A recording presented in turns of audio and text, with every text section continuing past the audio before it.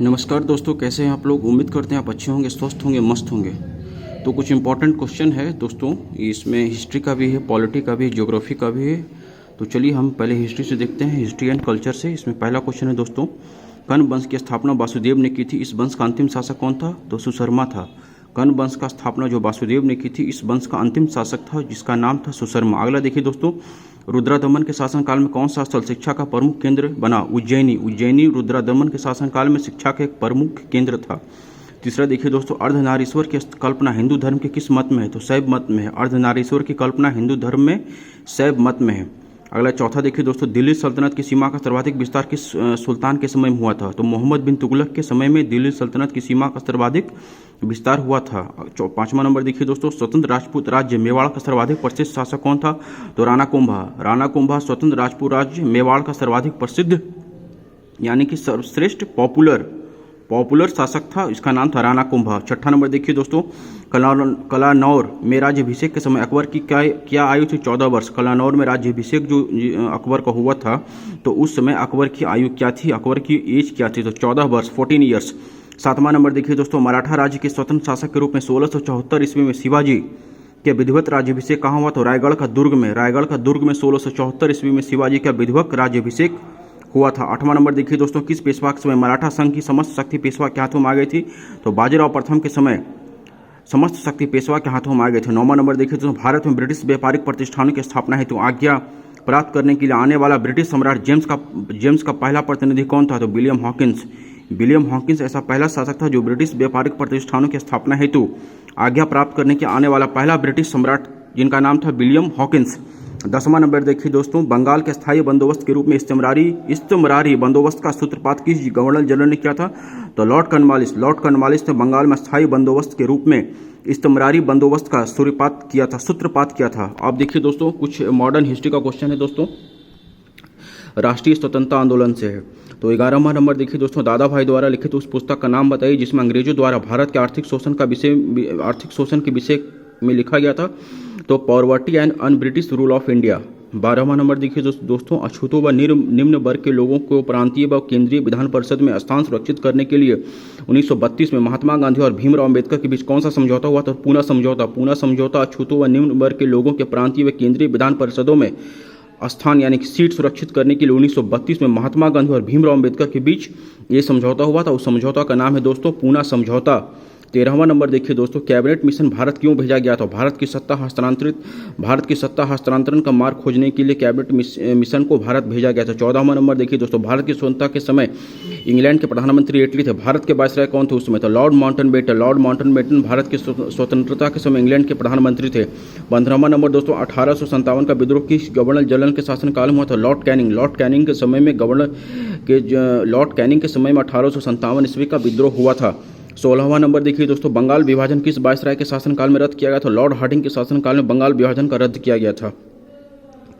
अब हम लोग देखिए 17वां नंबर देखते हैं दोस्तों, विलियम कर्जन बाइली की हत्या किसने की? तो मदन लाल धिंगरा ने विलियम कर्जन बाइली की हत्या की थी। 18वां नंबर, आज़ाद हिंद फौज के किन नेताओं पर लाल किले में मुकदमा चलाया गया था? तो शहनवाज खान, गुरदयाल सिंह ढिल्लों और प्रेम सहगल, इन पर मुकदमा चलाया गया। 19वां नंबर देखिए दोस्तों, अगस्त 1932 में मैकडोनाल्ड अवार्ड की घोषणा के पश्चात यरवदा जेल में आमरण अनशन क्यों प्रारंभ किया गया?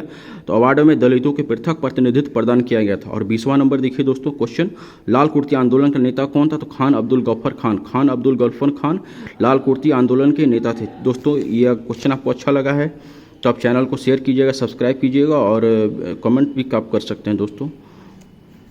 अगला देखिए दोस्तों, पॉलिटी से कुछ 21वां नंबर क्वेश्चन देखते हैं दोस्तों, भारतीय संविधान का कौन सा अंग समाजवादी व्यवस्था स्थापित करने की प्रेरणा देता है?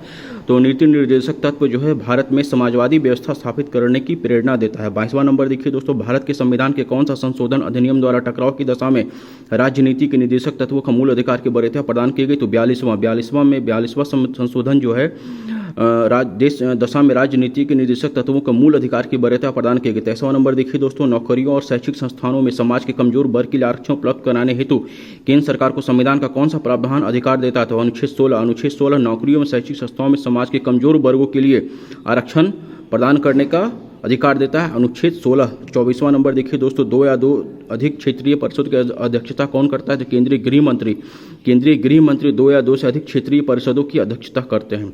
25वां नंबर देखिए दोस्तों, भारतीय नागरिकों के मौलिक अधिकारों का कौन सा विवेक सम्मत प्रतिबंध लगा सकता है? तो संसद। भारतीय नागरिकों के मौलिक अधिकारों पर कौन विवेक संगत प्रतिबंध लगा सकता है? तो ये अधिकार दिया गया है संसद को। 26वां नंबर देखिए दोस्तों, भारतीय संविधान के किस भाग में न्यायपालिका तथा कार्यपालिका के पार्थक्य का प्रावधान है? तो राज्य के नीति निर्देशक तत्व में भारतीय संविधान के किसी एक भाग में न्यायपालिका तथा कार्यपालिका के पार्थक्य का प्रावधान है। 27वां नंबर, किस संशोधन द्वारा संसद ने मौलिक अधिकारों को संशोधन करने का अधिकार प्राप्त किया?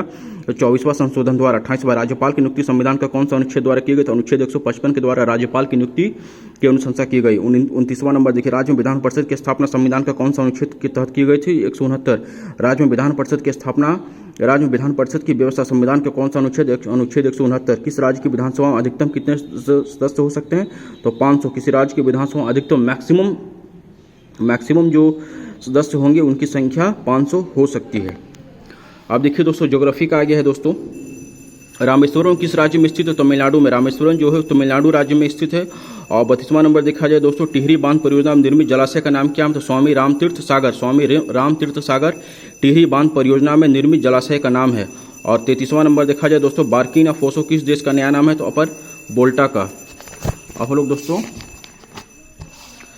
34वां नंबर देखते हैं दोस्तों, फिलीपींस द्वीप के पास विश्व का सबसे गहरा गर्त स्थित है, इसका नाम क्या है? तो मेरियाना ट्रंच इस गहरा गर्त का नाम है। 35वां नंबर, नदी मार्ग में जल प्रपातों का मिलना नदी अपरदन चक्र की किस अवस्था का घोतक है? तो युवावस्था का। और 36वां नंबर दोस्तों, टेम्बेलो नामक स्थलाकृति का निर्माण किसके द्वारा किया गया था? सागरीय लहरों के द्वारा टोम्बोलो नामक स्थलाकृति का निर्माण किया गया। 37वां नंबर दोस्तों, पृथ्वी का अंतिम स्वर्ग किस द्वीप को कहा जाता है? तो इंडोनेशिया का पृथ्वी का अंतिम स्वर्ग द्वीप कहा जाता है। 38वां नंबर, भूमध्य सागरीय क्षेत्रों में पेड़ों पर चढ़ी लताओं को क्या कहा जाता है? तो लियाना। भूमध्य सागरीय क्षेत्रों में पेड़ों पर चढ़ी लताओं को क्या कहा जाता है? तो लियाना। 39वां नंबर देखा जाए दोस्तों, सेवराय पहाड़ी किन दो नदियों के बीच स्थित है? कावेरी और पेन्नार नदी के बीच सेवराय की पहाड़ियां स्थित है। और 40वां नंबर देखा जाए दोस्तों, जवाहर सुरंग नामक किस प्राकृतिक दर्रे को दिया गया? तो बनिहाल दर्रे को। जवाहर सुरंग नाम जो है किस प्राकृतिक दर्रे को यानी कि नेचुरल दर्रे को नाम दिया गया? तो बनिहाल दर्रे को। दोस्तों ये क्वेश्चन आपको अच्छा लगा तो चैनल को शेयर कीजिएगा, चैनल को सब्सक्राइब कीजिएगा, चैनल को शेयर कीजिएगा, लाइक कीजिएगा। फिर ठीक है दोस्तों, फिर मैं नेक्स्ट वीडियो में आपसे मिलूंगा।